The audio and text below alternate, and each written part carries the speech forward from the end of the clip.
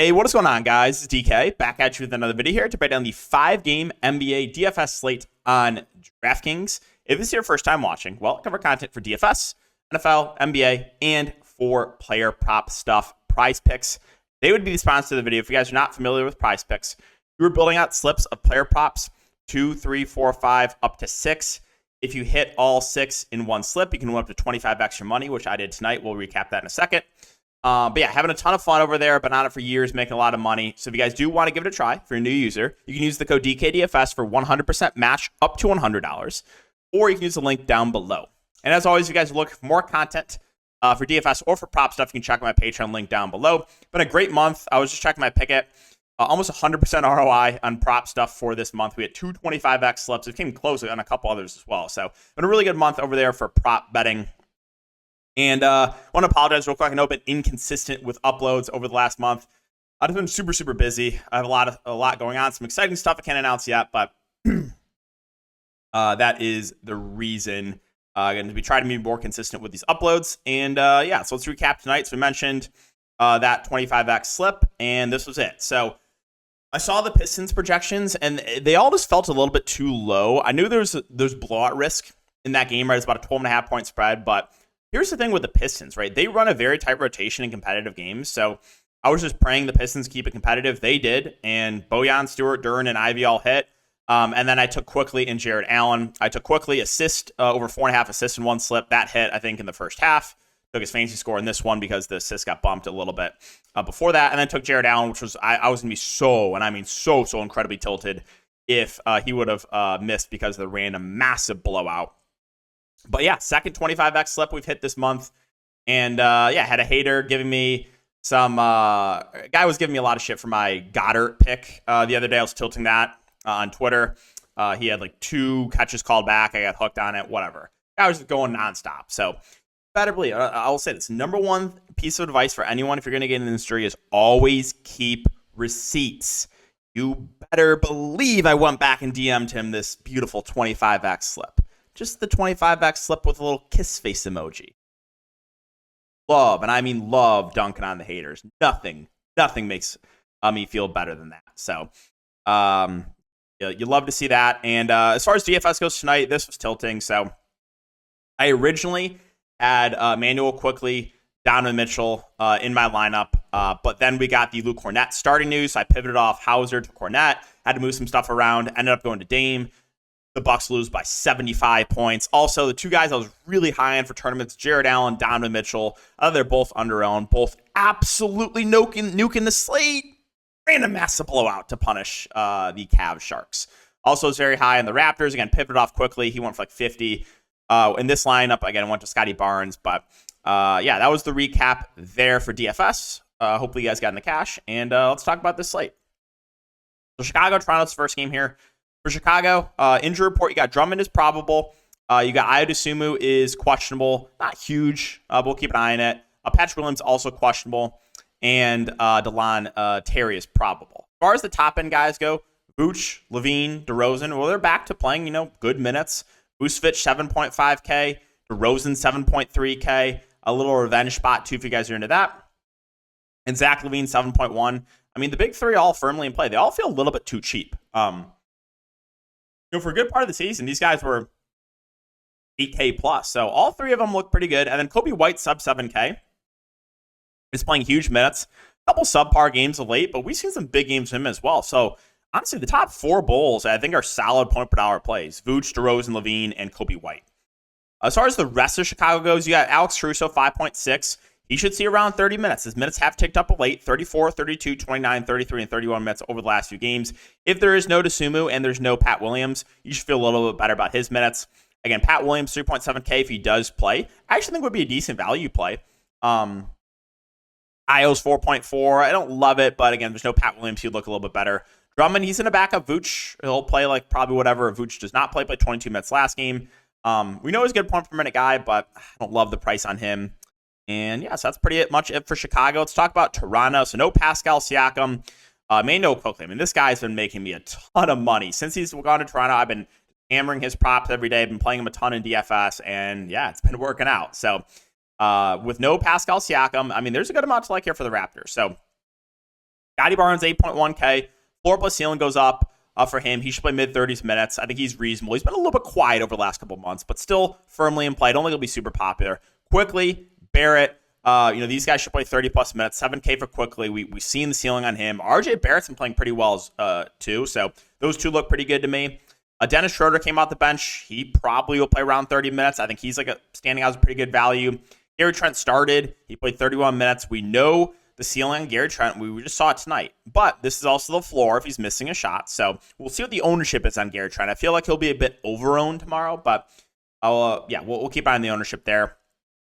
As far as the rest of Toronto goes, you got Porter, Thad Young, should kind of split the center position. 18 minutes of Porter, did deal with some foul trouble, 4.6K. Thad Young, 3.9, played 28 minutes. A little annoying he's only got center eligibility, but I think he's still a decent value play. My boy Boucher did see a slight minutes bump, played 18 minutes. We know he's not a bad point per minute guy, but I don't think he's going to see huge minutes. But at sub 4K, he's definitely a viable value. I don't know if I get to anyone else. You did see some Grady Dick in the rotation, but not enough. He didn't play enough for me to.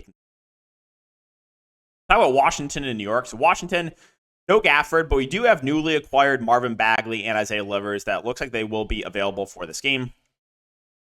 So, Washington, as far as who starts for Gafford, I would assume they probably go Bagley. They don't really have any other bigs. They traded away Muscala.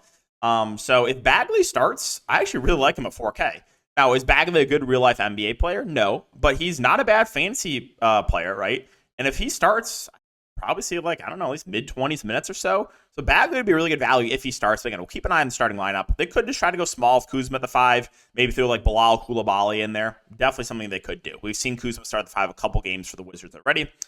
Top end Kuzma, 8.6. I don't love the price point on him, but still a viable contrarian play. He would look a little bit better if he starts at the 5. You got Tyus Jones at 6'5", Denny Advia 6'4". In competitive games, these guys' minutes have ticked up a bit of late. Just a matter of can they keep it competitive, right? And playing on the road in New York, there definitely is some blowout risk in this game. Jordan Poole, again, minutes have been solid, right? 30, 29, 34, 32 in competitive games. So these Wizards are, I think, interesting contrarian plays. Coulibaly's 4.4. I think he should see mid-20s minutes, maybe a little bit more. Again, we'll keep an eye on the starting lineup. I don't mind him for value. Also, the one thing with Coulibaly, too, is we've seen him close in a lot of blowouts as well, so he's kind of blowout-proof. The rest of the Wizards, you got 4.2K for Kispert. It's never exciting, but he'll see 15 to 20 minutes most likely. Delon Wright will see some rotation minutes. Again, we don't really know how it's going to work with Livers and Bagley, but starting lineup's going to be pretty important there. All right, let's talk about the Knicks. Knicks, they're in a great spot here. Randall, 8.8K, looks good. Brunson, 8.5K, looks good. Just a matter of, again, can Washington keep it competitive? But, the main Knicks look good. Hartenstein, if you can avoid foul trouble, he's just playing huge minutes. He played 41 minutes tonight. I have no issue with him. You got OG, who's also playing big minutes. Played 43 minutes tonight. Not a guy with a massive ceiling, but relatively high floor for the amount of minutes that he is getting. The rest of New York, DiVincenzo, 5.8. The minutes have not been amazing on him, 24-19 over the last couple games. So he's more of a contrarian play. McBride moved back to the bench with Brunson back. He's out of play. Josh Hart is 4.9.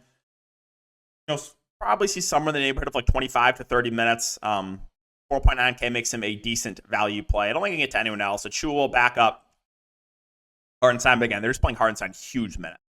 Oklahoma City and Utah. So SGA been a little bit quiet over the last couple games, but this is a nice bounce back spot here against Utah. Prices dropped a bit on him.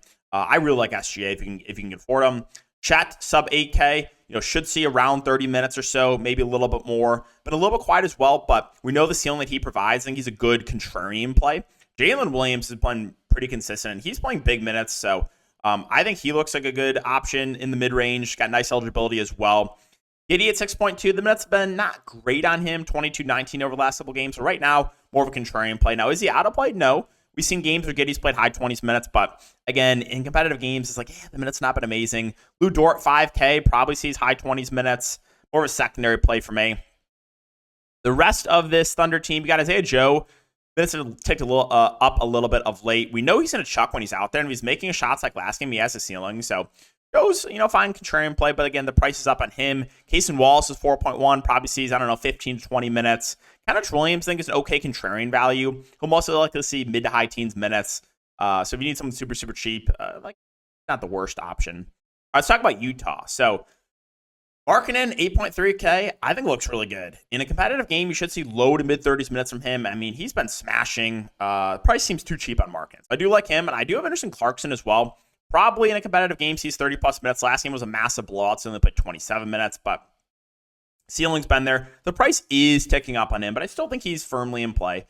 The rest of Utah, again, they kind of go with the hot hand, but Sexton, we know has a ceiling. I mean, even in limited minutes, he's been putting up some big games, so you have to have interest in Colin Sexton.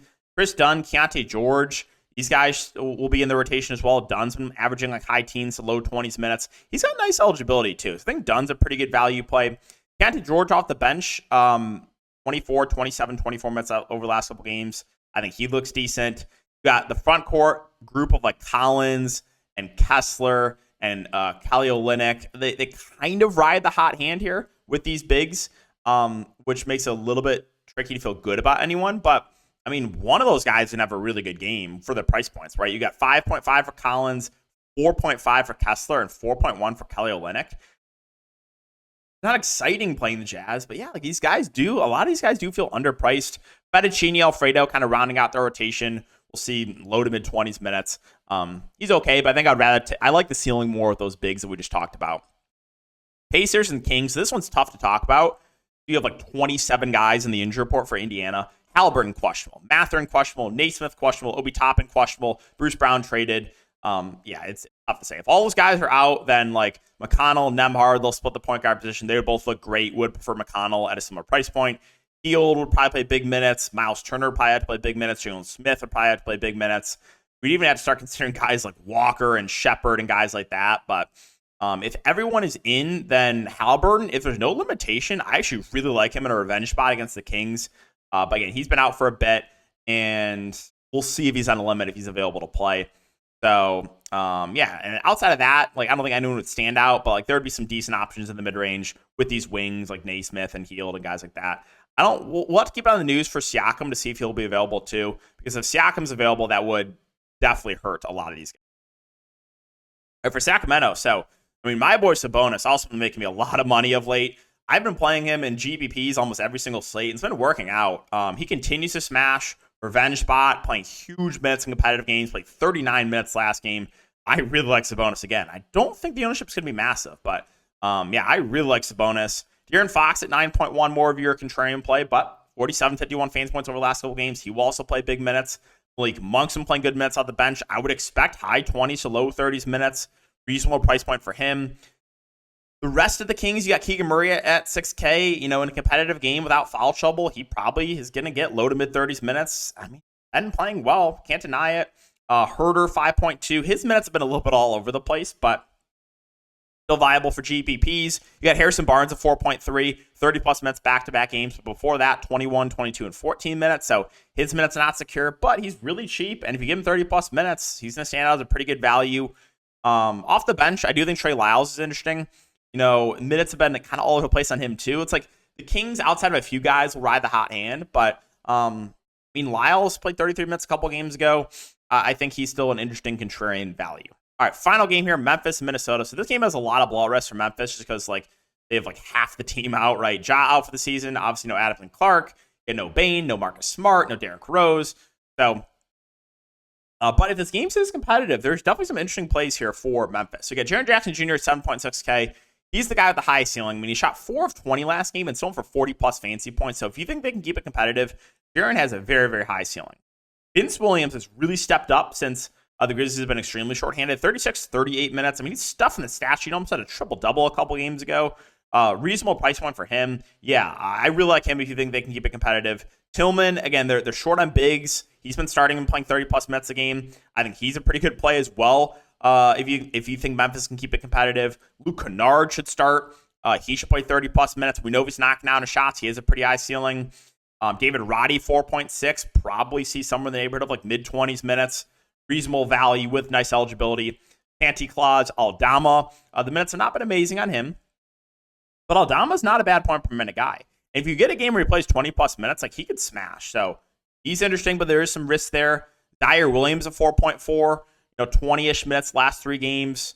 I think he's like an okay value option. Jacob Gilliard, 4.2. Minutes have not been great on him, but if the game blows out, he would probably get extended. Same with like a GG Jackson, right? 27, 29 minutes over the last couple games. So this team is interesting, right? A lot of guys that are viable here. And like, if you think Memphis gets destroyed, look to guys like, Gilliard and GG Jackson and Zaire Williams. If you think keep it competitive, I mean, look to these top end guys. There's some good options here in Memphis. It just kind of depends on what you think happens with the game.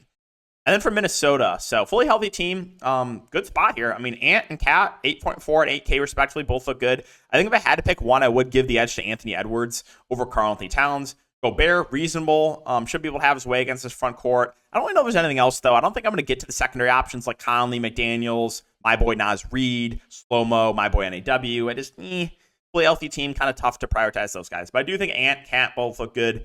Anthony Edwards being my preferred option. All right, guys, so that's going to wrap it up the video. As always, if you do enjoy, make sure to like, subscribe, hit the notification bell. Keep an eye out. I'll try to get a prize picks video up after this. See you guys all